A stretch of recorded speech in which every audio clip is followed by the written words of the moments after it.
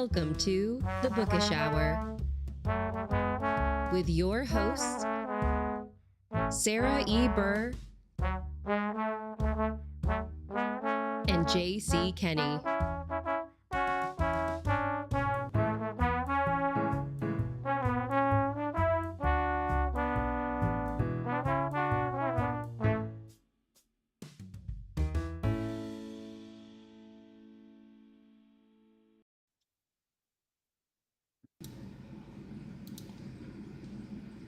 And we are live. Good afternoon, everyone. Welcome to the Bookish Hour. I am Sarah Burr. And I am J.C. Kenney. And Sarah, it's Thursday night, baby Friday evening. We have a literal capital L, literal living legend hanging out with us tonight. So it is time to get bookish. It is a fabulous evening for us here. Happy Pride Month, everyone. Happy Father's Day coming up. I have got my Happy Dad hard iced tea that is joining me this stream.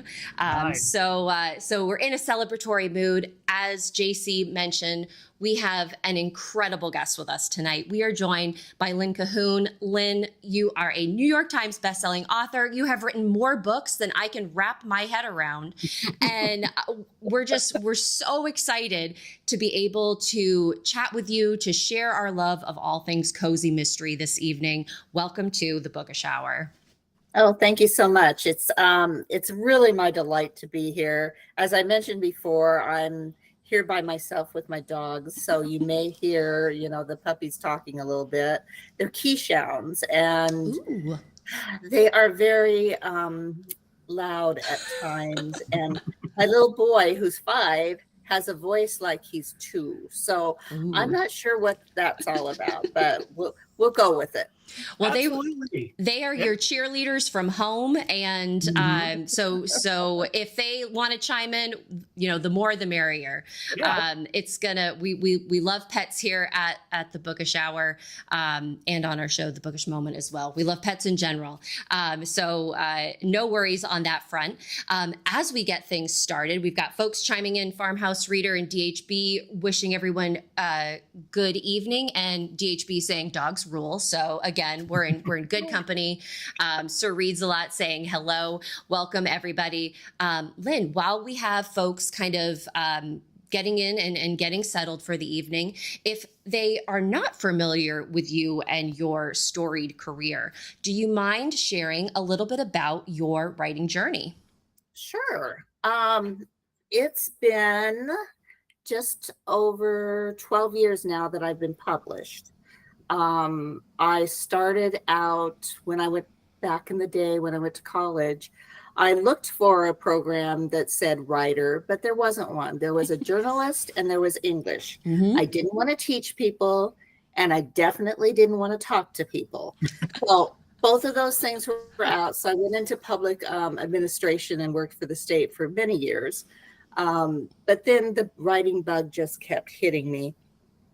So I started taking my master's in creative fiction, which you do. And then I met my second husband and we started playing darts, and it just didn't work out. So you can't really study while you're playing darts. So fast forward several years. And I was now we had moved from Idaho to St. Louis, and I got breast cancer. Or I was diagnosed with breast cancer. I don't know if you get breast cancer, but I had it. And one of the things I kept thinking was, what did I want to do with my life if I had one after this? And writing just kept hitting me in the face. And it was really great. It was a great year. I mean, chemo, radiation, sleeping, all those surgeries, all those things weren't good. But I got massive amount of time to read and a massive amount of time to think. So I started writing little essays, sold 3 that year. Boom, boom, boom. Money coming in. I was good. This was my path. Everything was wonderful. And then I didn't sell anything for like 10 years after, as you do. So I started writing romance and didn't get far in the traditional world with it. But I did sell to, at that time, it was just when the more traditional, the smaller presses were picking up ebooks. Mm-hmm. So 2012-ish in that area. Sold 3 books again, 3 different series. I had a witch series, I had a cowboy series, and I had a farm series.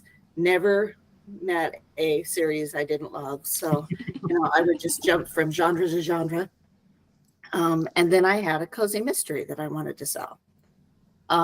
So I did okay with the romances, nothing huge, nothing big, nothing great to keep going with them. But my cozy mystery, I sold directly to an editor at Kensington who was just starting her stable of writers. And the next year, so that was 2013, I got my contract. And the next year when all 3 books went up, BookBub was just starting. Oh. And I got a BookBub, hit number 6 on Amazon, the store. At the time, the New York Times had an ebook listing because they were trying to figure out what this new ebook thing was too. Hit that in the top 10. So it was like, this is working for me. I mean, the romances were nice, but I was a bestseller for my publisher, and that was 25 books that week. And I'm sure those were all my relatives. So, at least with the cozies, they were starting to sell. And that was, this is my New York Times book, Guidebook to Murder, which is the Tourist Trap series. It's still a ebook first series, which basically means you can't usually find them in stores. You can order them through the regular channels, but they're not going to stock them like the nice little mass markets, which they're not stocking much anymore either. But it's my longest running series. I'm working on number 18 right now, and it's paying the bills. So I'm happy with it. After that, I said, I want to be in bookstores. I want to be the mass market. And my editor said, funny thing, we were going to talk to you about that. So I started the Cat Latimer series at that time. And this was my heroines either have something to do with books, which Jill in Tourist Trap is a bookstore owner. Cat Latimer, she's an actual author, but she gets the house that she lost in the divorce. So she's turning it into a monthly bed and breakfast or writer's retreat. So every book, there's a new set of writers in here and a new set of challenges and a new set of suspects and a new set of victims. So that's fun. And they canceled that series on me after 6 books. But I know, but they gave me the rights back on it. Oh, nice. Okay. Very nice. So not on the first 6 books. They still own those and they still pay me. But on any books forward. So I've written 3 more books in that series, and it's really fun to be able to do that without a lot of you can't do this or you can't do that. So that's fun. And then I went to, I had a Farm to Fork series that was also set in Idaho, was set in Idaho. And it was based on my hometown. So I changed all the names to protect the guilty.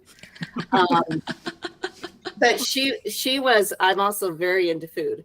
So she was a Farm to Fork restaurant owner, and they were opening up a new restaurant, and her and her best friend. And so you've got all of that farm to tables type stuff. And the first one in that one is who moved my goat cheese? Who moved my goat cheese? And so the goat cheese farmer is dead. And of course, Angie's the last one to see him. So she has to clear her name in the first one. So that's really a fun series, but that one is also canceled. But they picked up my Kitchen Witch series, which this is set in Idaho. It's set in up up near Sun Valley, which is where all the stars are. It's a little town called Magic Springs, and Magic Springs is half magic and half normal people. And the magic people know who they are, and they have a coven, and they do all the coven stuff. And then you've got your normal people who think the other ones are just the hippie weird ones that moved in, you know? So it's really fun to play with that. I mean, I have a in Three Tainted Teas, which is the third book. There's a marriage between one of the witches in the coven and one of the werewolves who live in more northern Idaho. So they live out in the woods. They're going to come back in my next book for a little bit. Nice. And it's just so fun to play with my real Idaho and turn it into this magical Idaho. So that's this series. It's 5 just released earlier this year, and 6 is releasing in September, I believe. And then 7 and 8 are contracted. Oh, good. Nice. So I'm really happy with that. And it also, that's also the short story that's in this Killer Mittens anthology. It came out in hardback last year. It'll come out in mass market this year, and my novella will come out in just ebook. So, and then I have a and then I have a more, she's a bookstore owner, but she kind of follows my life, where she had breast cancer. She moved from St. Louis and she moved into Sedona, which kind of has the magic in it, but not as much. I mean, you don't have werewolves or witches. You have crystal people. So, but she sets up she's a bookstore owner. She sets up a survivors book club, and only one person comes, Shirley. But then Shirley takes care of it, and more people come later. So it's really fun to read. It does have the C word in it a little bit, cancer. But it's more about what do you do when you're given back your life than anything else. So it's kind of fun to read. And then I have a novella series, but we don't have to talk about that. So I've been busy. You have been busy, Yeah. and you've given our audience members, I think, their TBR pile for the rest of the year. And Yes. Just hearing your story and hearing about how you took something terrible that was happening to you and you went inward and thought, how do I live my best life, and following your dream, which is just like the most inspirational thing that I think anybody can hear. And so thank you for sharing that with us. I would love to know what do you think it was about the cozy mystery genre that just you found your place and you flourished within it? Oh, I know that answer. When I was writing the romances, the Bull Rider's Brother was my first one that actually got out there and released. And I've got all those rights back, and I've got them published under Lynn Collins, because I'm the illegitimate daughter of Barnabas Collins, but that's another. Yeah, see, it works. Nice. But what I kept getting denials from Harlequin on was I had too many people in my stories. Oh. I had their family and their brother. Well, the Bull Rider's brother. So the brother is the main character in this, but the Bull Rider's there, and the ex-girlfriend and the kid, and her. You have to have her dad, but her mom died, and his parents are dead. And you just build this community. And most romance buyers, publishers, don't want that huge community. They want it, but they want it in 7 different books, and you just intro them, and then you take them out, and then you push the couple together, and you do fun things. Well, I like big books. I like big communities. And so when I started writing cozy, and that's what I started reading when I was going through treatment because I could pick up a cozy, it would take me away. I wouldn't have to think about the dead body like you do in the ones that where it's more about the murder than the community. Mm-hmm. And I could pick it up, put it down, pick it up, put it down, not lose anything. And that's where I learned what cozies were. And that's the reason my cozies fit my writing style better, because I have, the cop and the cop's brother who hates Jill, and, and he's still in the picture, even 18 books later. And, next to this is the antiques dealer, and Josh is interesting. And he's always been interesting. And the mayor's a jerk, and his wife's worse. And you just and every book of every one of these books, I get to add another business. And so that's like with the writer's retreat, I get to bring new people into town to kill them. So it works out without killing favorites. That is amazing. And it's just so, I tell you what, Lynn, it's so much fun listening to you talk about this, because there's so much joy in your voice and talking about how much fun you're having doing this. One of the things that I'd love to know, with you've got 18 books in your main series. Mm-hmm. How do you, and you may have already answered this in just what you were saying, but is there anything specific you do to keep the new ideas flowing? You mentioned bringing in a new store, with every story, but are there other things you do as far as, coming up with different ways to murder people on the page, not in real life, folks? So some of that kind of stuff. For new ideas within the series, they usually, okay, this is going to make me sound crazy, and it's okay, but I'm a writer. It happens. They're like having little families.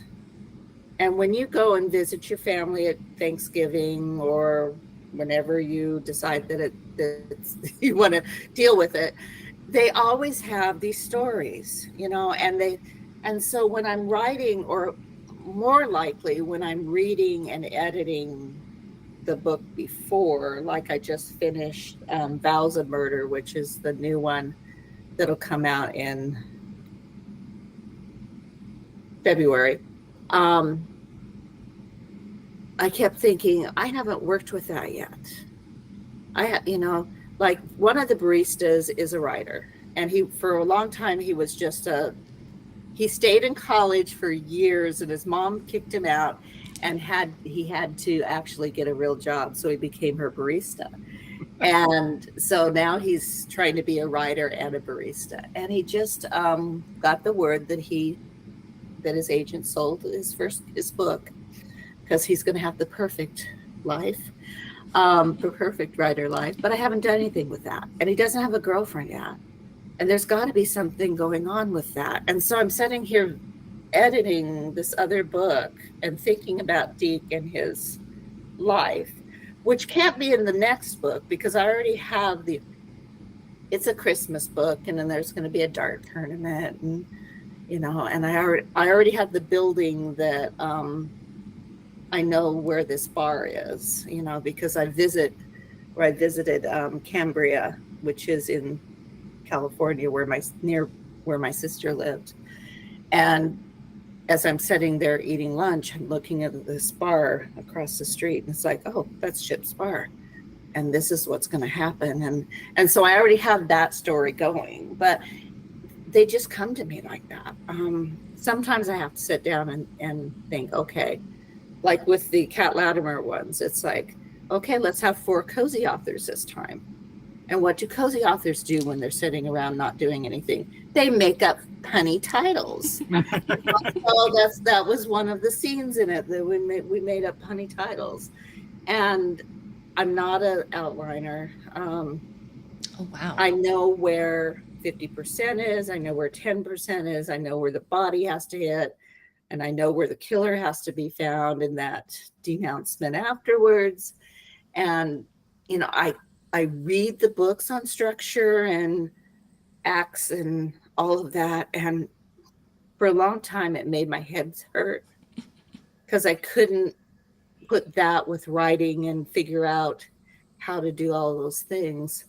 But now it's kind of making sense. So I just finished the writer's journey, and it's like, okay, I might be able to, maybe not a cozy, but take something through this writer's journey and figure that out.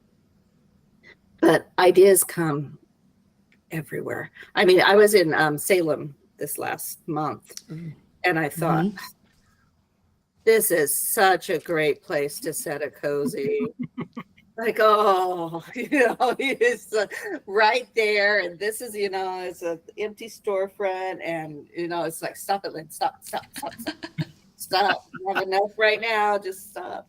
Put it in the idea bank. It'll come back. So you can never have too many book series. I'm a firm believer of that, because what you said about your characters being these family members that you get to interact with, I think that is just like the perfect analogy for explaining, like, and often, JC and myself, like we both write multiple series, and we get the question of, why don't you just keep writing one and write, 20 something books in it? And it's really fun to visit with other people and visit with other family members that are living around inside of your head. So I really think that is a perfect way to describe how these people, clamor for attention to get onto the page. That's a good way. Yeah. That's a great way to say it. And we've got a lot of people chiming into the chat, Lynn, to say good evening. And we have Susan, and she is just so happy that you are here. She says, thank you for being here. Mizan is saying hello to everybody and popping in for a bit. We've got, I'm apologize for how I'm going to say this name, but Falaswan likes the idea of a bookstore owner. Loves the idea for your Survivors Book Club series. And then we have Deborah Almada saying hello. So we've got folks super excited to have you all here. Deborah is saying she loves you and all of your series. So she is not alone.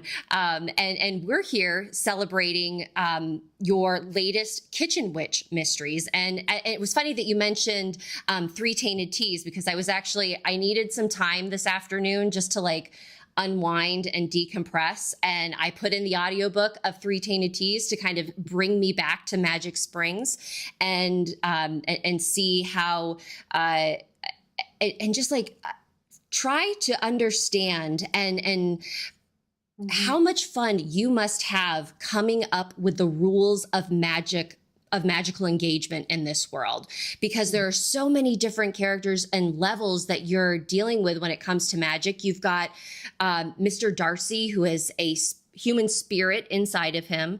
You have Mia, who is a kitchen witch, and I would love to kind of hear more about how Mia kind of differentiates herself from the other witches that are in her orbit. But then you just have so many amazing, fun characters. And so kind of focusing a little bit on the your latest book, 5 Furry Familiars, any chance that you'd like to share a little bit about what Mia is up to this time around?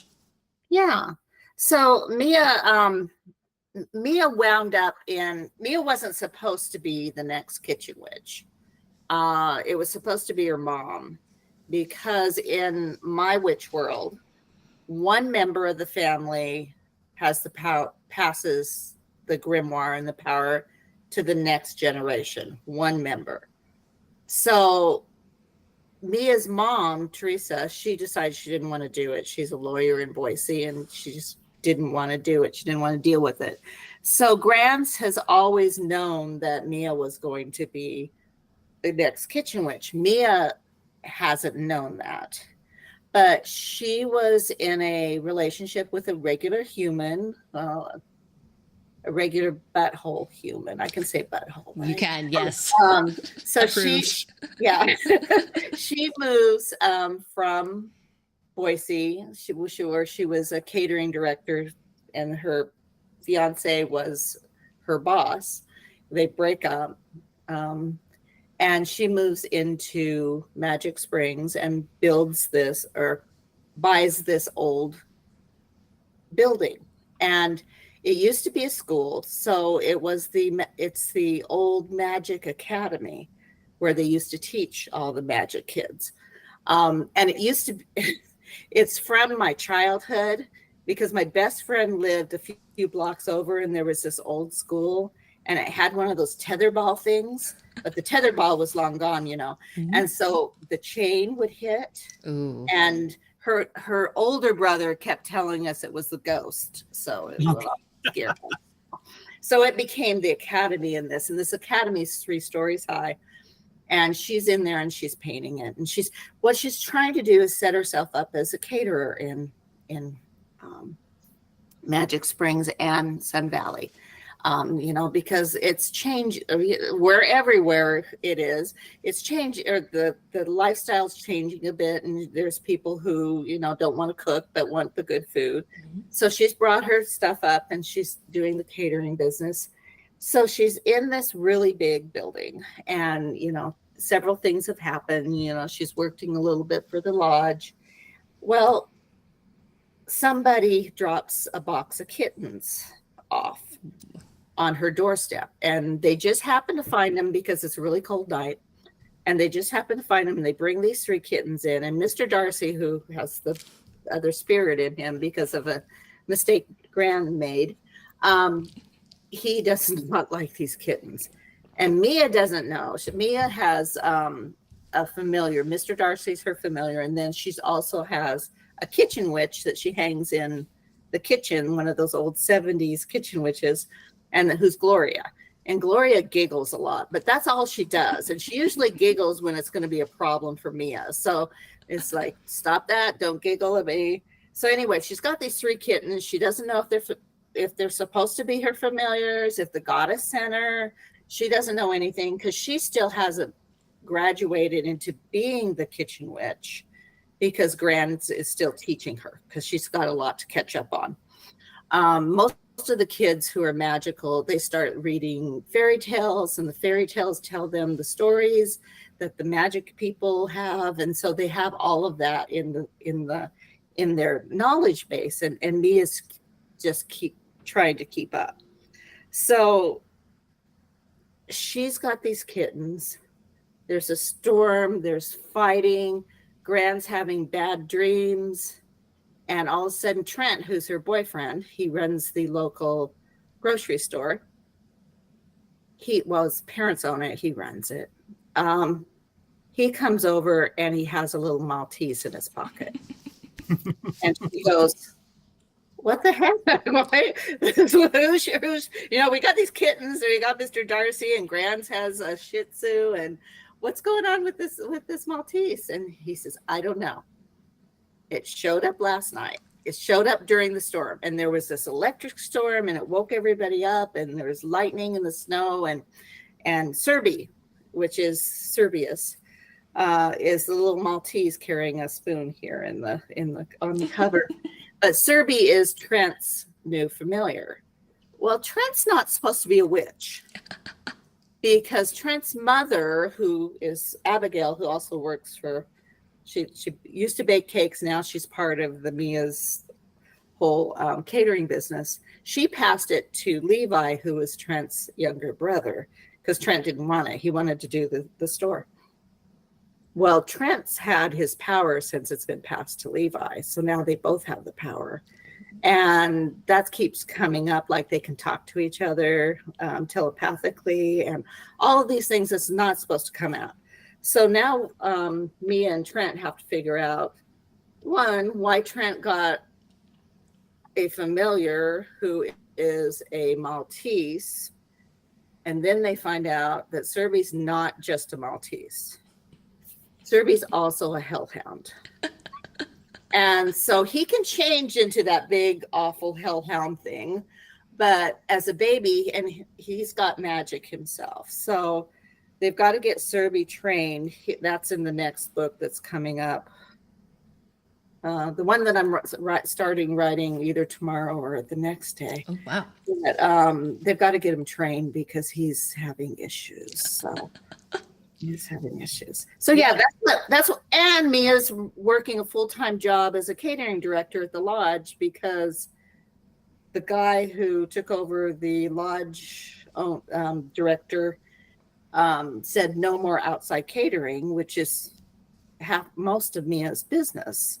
So she took over the catering director. Abigail took over Mia's Morsels, which is her catering company, and they're just trying to survive. And now they've got 5 animals in the house and an extra spirit and and lots of fun ensues. And a murder. to the cherry on top. And yeah, and you see why Harlequin said I had too many people.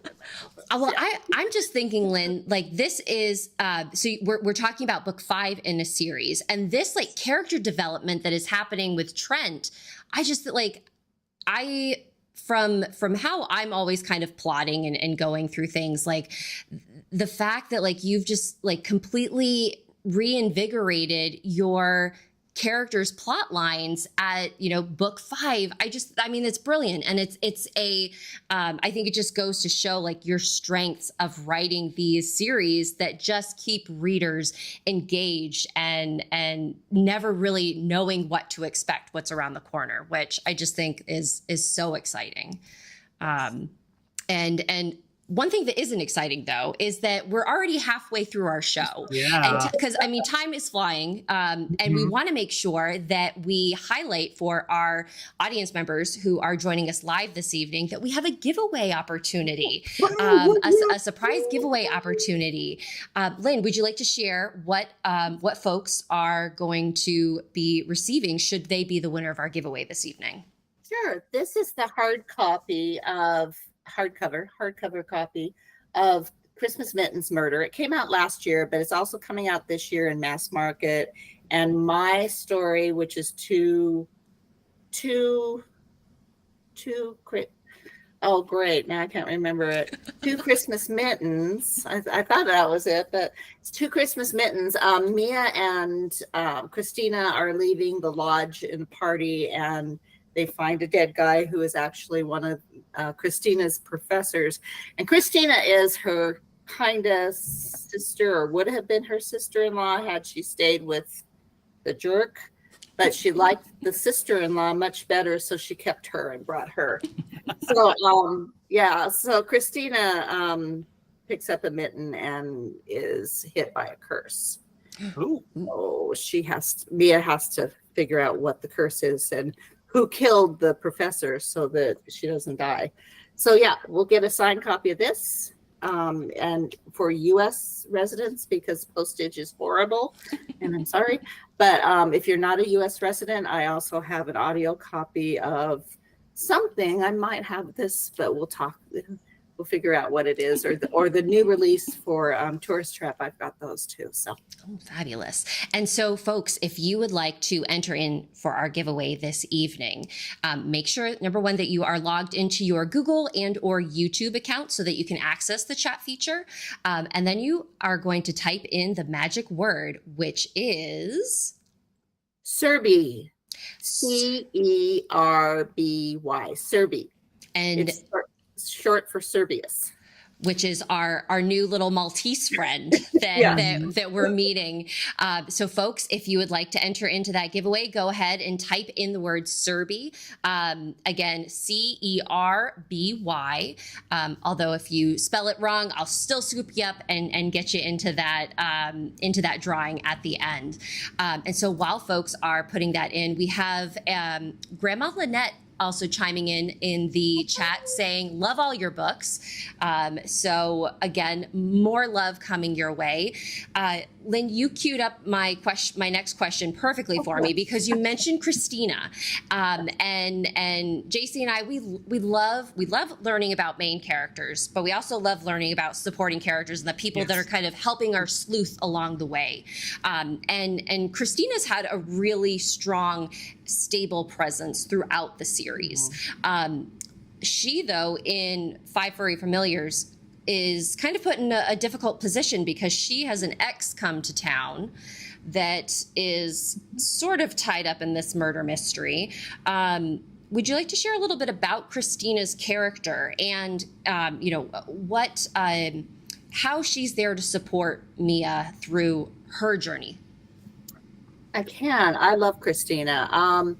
She is younger. She was the younger sister of the ex-fiance. So Mia's known her 10 years of that relationship, and now 3 or 4 or whatever we're in the series.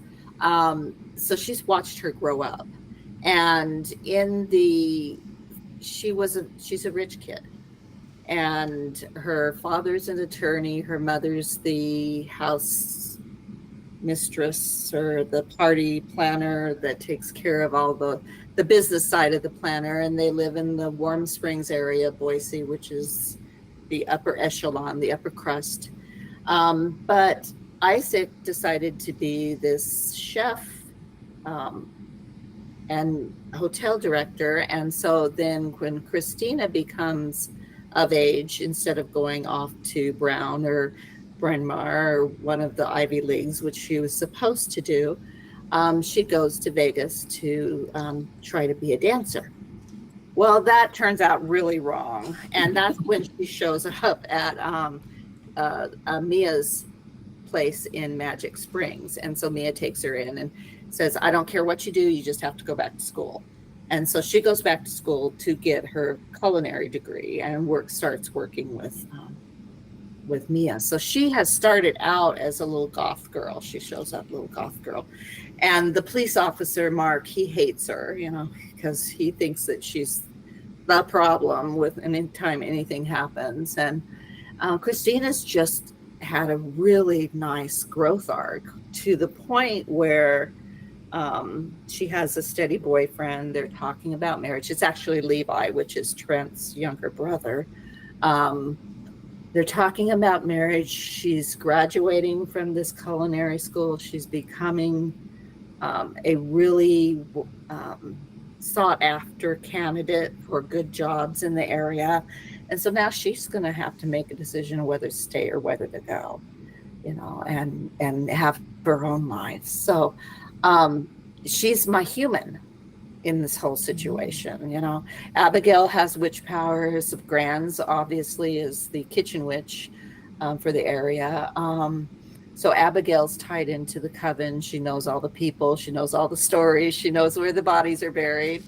And, Christina is that human that keeps going, what the heck's going on here? And she babysits Serby, but she always has Levi come with her because she never knows what Serby's going to do. And, one of the things that she says is just, I think he knows I'm a human. And Grant's like, yes, dear, he knows you're a human, so he doesn't do anything horrible when she's around. But I just like the way she has gone from that grumpy goth girl who didn't want to get up in the morning. She still doesn't, but to someone who has, this whole life ahead of her and what she's going to do with it. And she's the one that straddles magic and reality, or humans.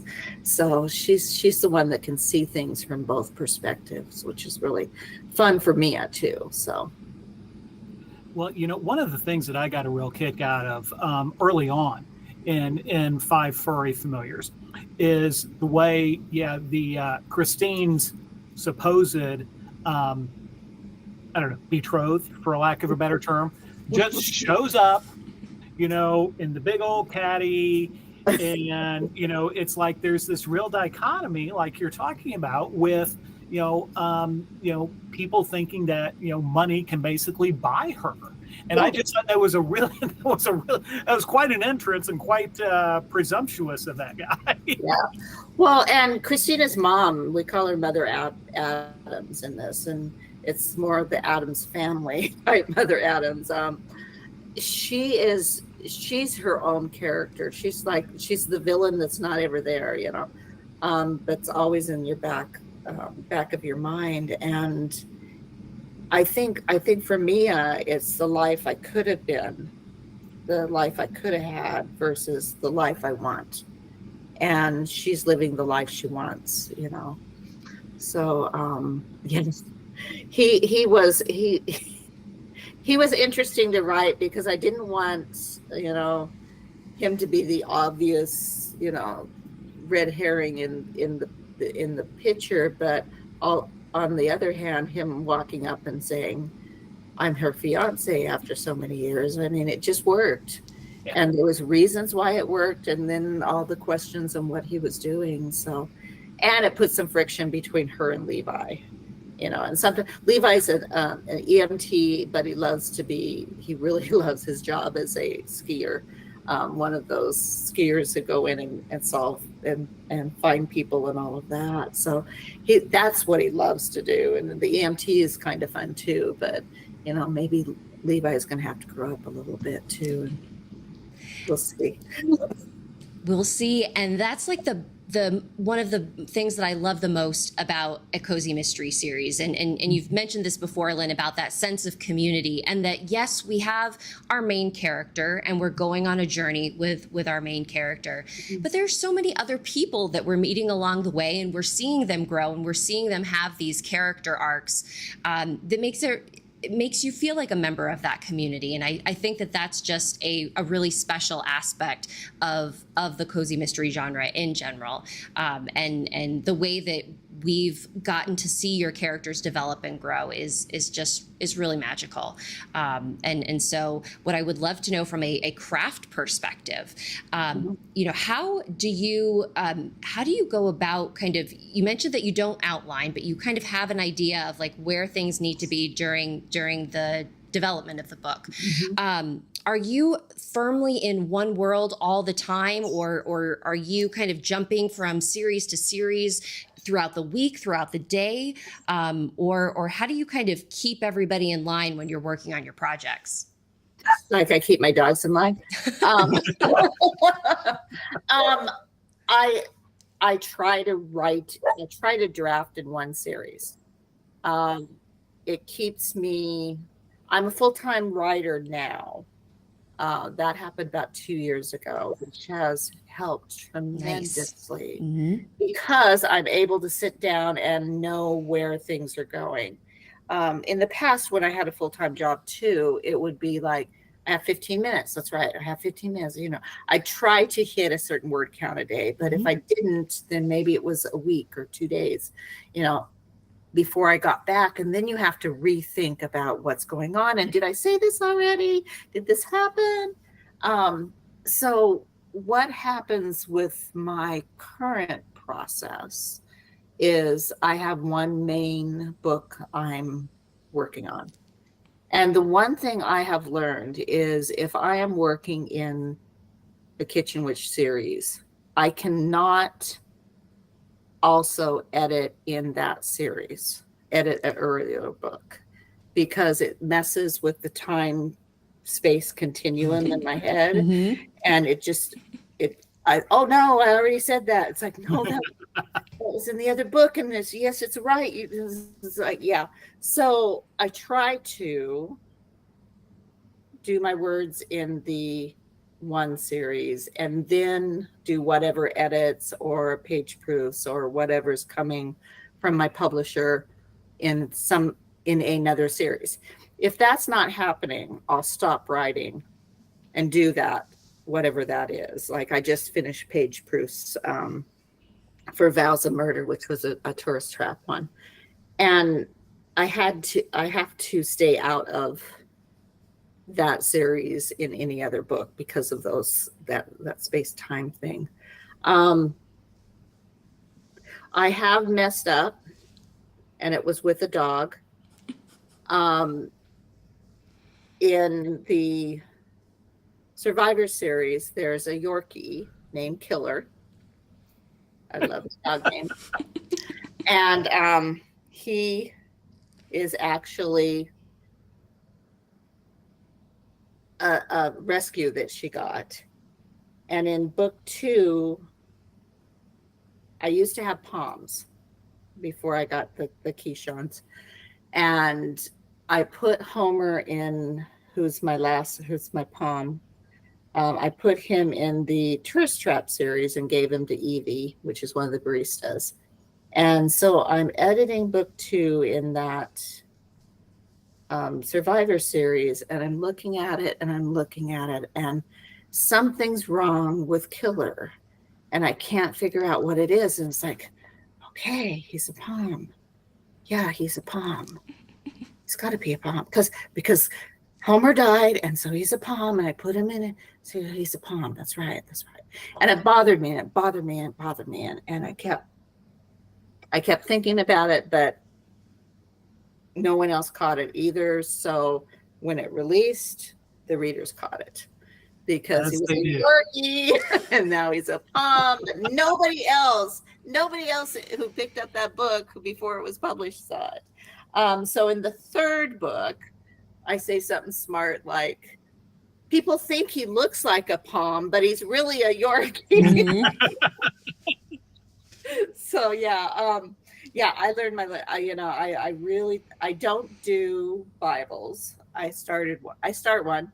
It's kind of like Sarah and her journals. I start one, and that's the way I'm with journals too. I start one, and then it's like, oh, squirrel, and I'm over here and I'm there, and it's like, and by the time, I have a start one on the Tourist Traps, but for me to go back and go through 18 books, it's a lot. No, I haven't even done my accounting, since the first of the year, so no. No. So did that answer the question? It did, and it makes me feel a lot better about myself, because I have these grand ideas that I'm going to create this massive character Bible that I will always reference.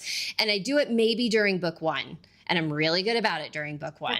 And then by book 2, it's like, oh, I added like a couple people to it, but just like the main people that I needed to reference. Yeah. And then by book 3, it's like, oops. Where is that? I forgot. And luckily at this point, I don't have to go back through 18 books to figure out, what color somebody's eyes are. But gosh, it is, I think when readers are able to kind of pick out those types of discrepancies or what have you, it's like, you know what, you're paying attention, good for you. Like you can have that because it's so much to manage. Well, and for me, it too is going somewhere with this. It's that issue of being so into the story. Mm-hmm. And I think I said what his eyes were, and I'll go back through all of those books to find, what happened, and I can't find it, mm-hmm. Or mm-hmm. I will have named last names. I'll name a character, but I won't give them a last name. And so it's like, oh, I need their last names. And I did that today, through all of the books to figure out if I have a last name to this. And it's just like, sometimes I put it in there and sometimes I don't.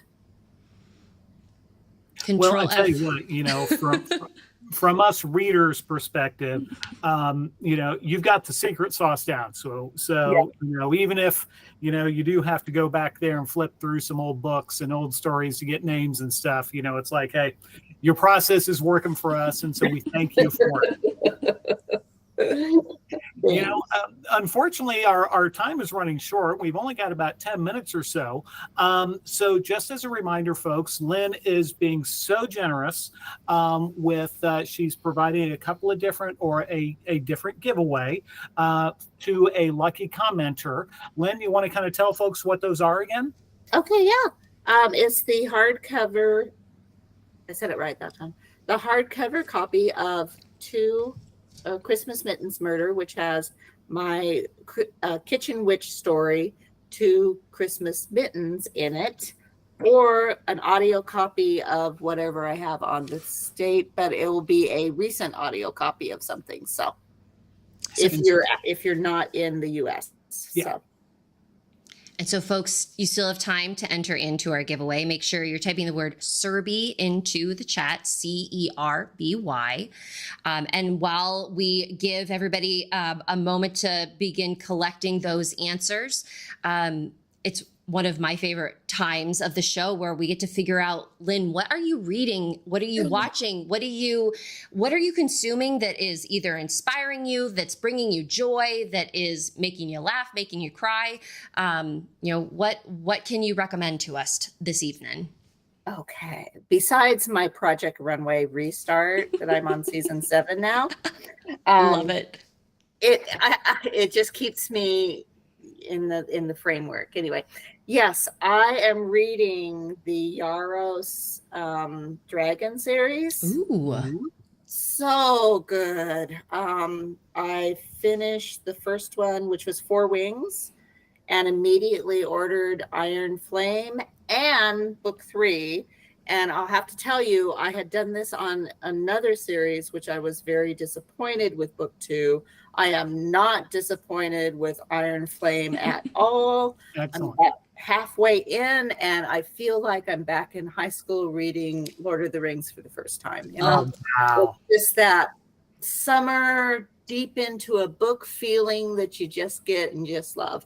And she actually had a romance that she just released too, In the Likely Event, which I had read on my phone. And I didn't put the 2 people together. And so it was nice that it was the same writer.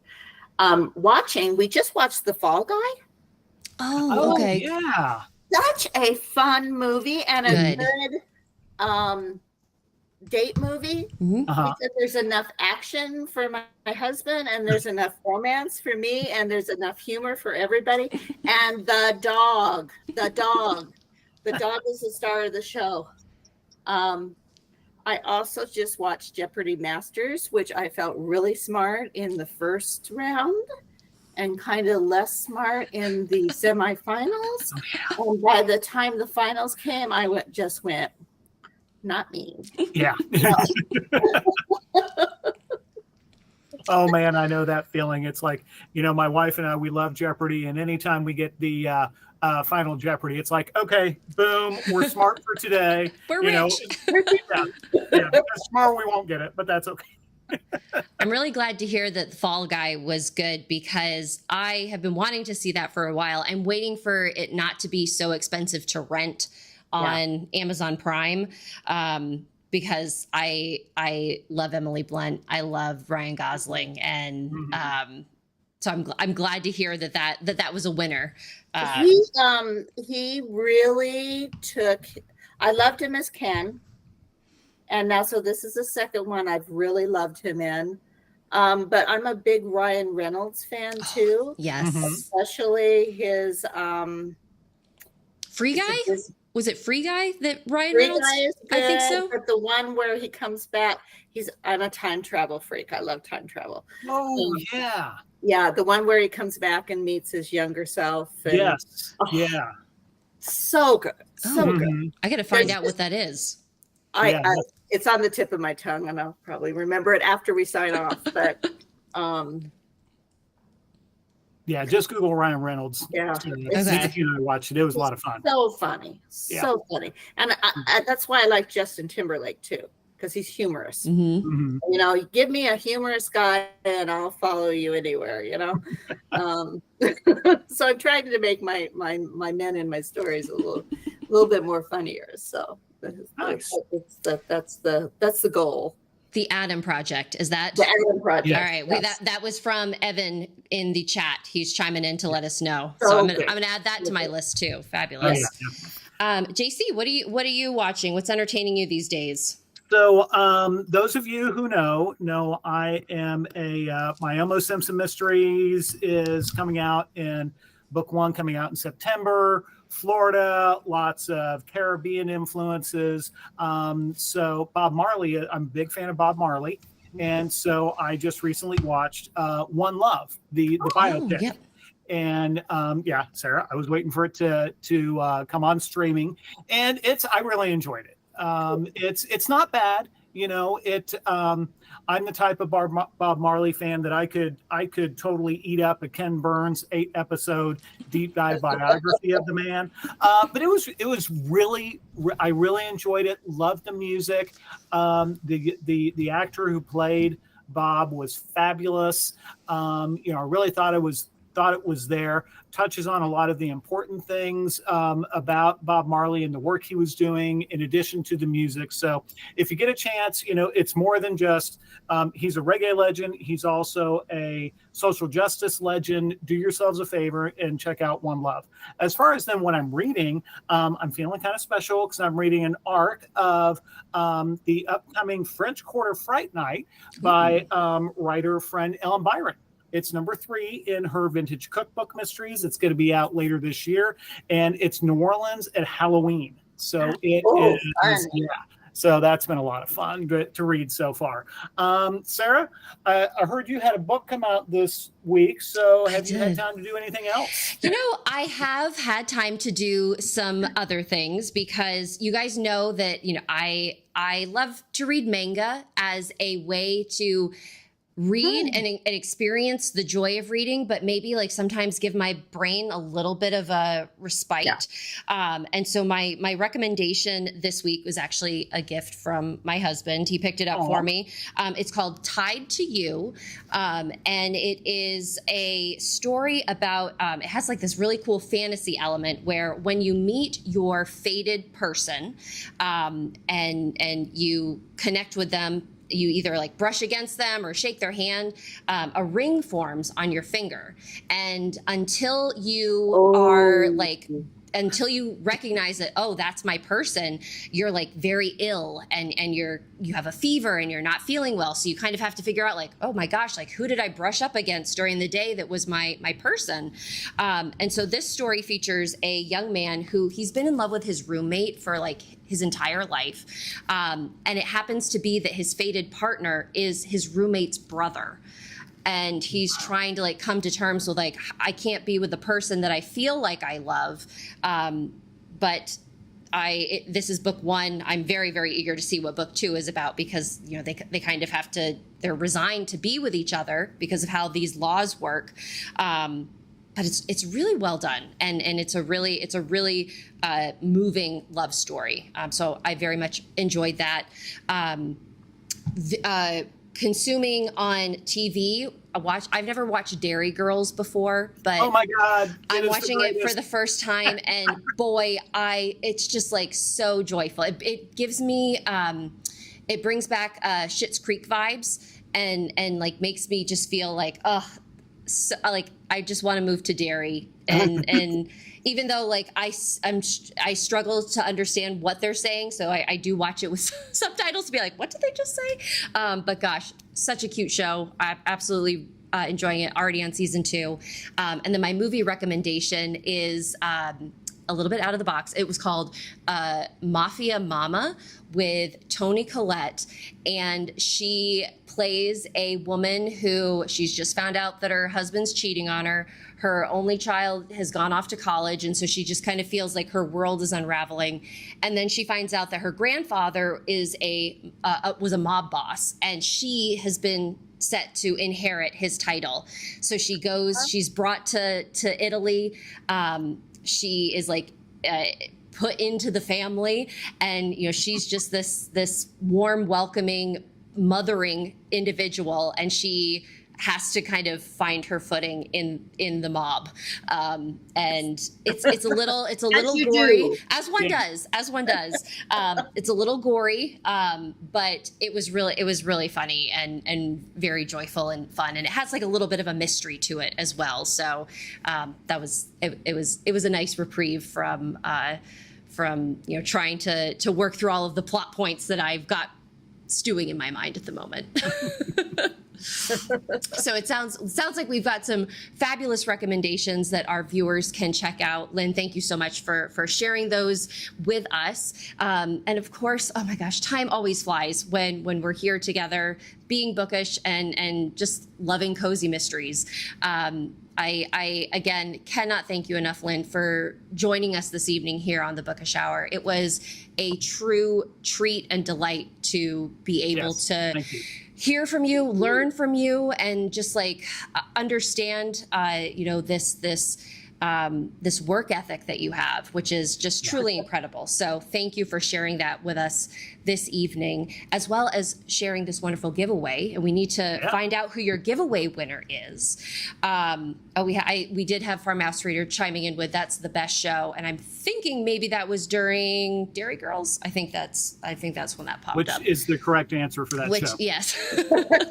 So, but our winner this evening for our giveaway is, drumroll everybody, Susan Worrell. Congratulations, Susan. Woo-hoo! Thank you for being Susan, here with nice. us. And what I will have you do, Susan, is go ahead and I believe if you are US based, if you could email us here at giveaways@thebookishhour.com, your mailing address. But if you're not US based, just email me and we'll begin coordinating. Okay. But congratulations, Susan. Thank you. Congratulations. You're in for a treat. For sure. But again, our time together has flown by. Lynn Cahoon, thank you so much for being here. It was just absolutely wonderful. Anytime that you would like to come back here and chat with us, we are more than welcome to be able to bask in your amazingness. So I do hope that you'll come back. I definitely will, and just Excellent. put me on next year's schedule. Perfect. All right. Because you'll probably have 4 new books by then, if not more. Perfect. Well, again, for our viewers who joined us live, thank you guys for being here with us. We love having you here and engaging and having you chime in with all of your fabulous comments. We will be back with new episodes. I believe our next guest is on A Bookish Moment. We're joined by Nicole M. Wolverton on June 25th. That Nicole is a new to me author, so I'm excited to be able to speak with her. And then for our season finale of The Bookish Hour, we're going to be joined by Jan Franklin on the 27th. So we've got more bookish things happening before our summer hiatus. So we very much look forward to seeing you guys on another stream. And until then, stay bookish, everybody. Have a wonderful evening. Bye-bye.